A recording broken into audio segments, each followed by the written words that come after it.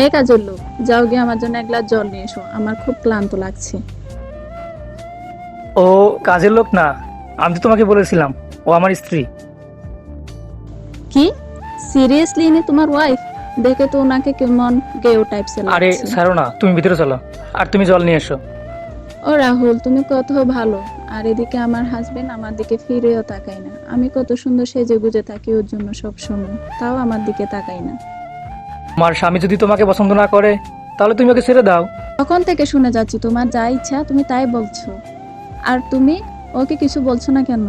আরে তুমি এটা কিভাবে কথা বলছো? তুমি জানো না উনি আমার বস? তো বস বলে কি মাথায় ছড়ে বসবে? রাহুল, তুমি কি তোমার বাড়িতে আমাকে অপমান করার জন্য এনেছো? আমি তোমাকে অফিসে দেখে নিব। পূজা, তুমি এটা কি করলে? তোমার জন্য আমার প্রমোশন আটকে যেতে পারে। তুমি এখন আবার তোমার প্রমোশনের কথা বলছো? আর এদিকে তোমার বস তোমার হাতে হাত রেখে বসেছিল, আমি দেখতে থাকবো? আরে কোনো সম্পর্ক নেই, আমি শুধু তোমাকে বোঝানোর জন্য এগুলো করেছিলাম। আরে আমাদের তো নতুন বিয়ে হয়েছে, তুমি তো একটু সাজগোজ করেও থাকতে পারো। আর ওনাকে দেখো, ওনারও তো নতুন নতুন বিয়ে হয়েছে।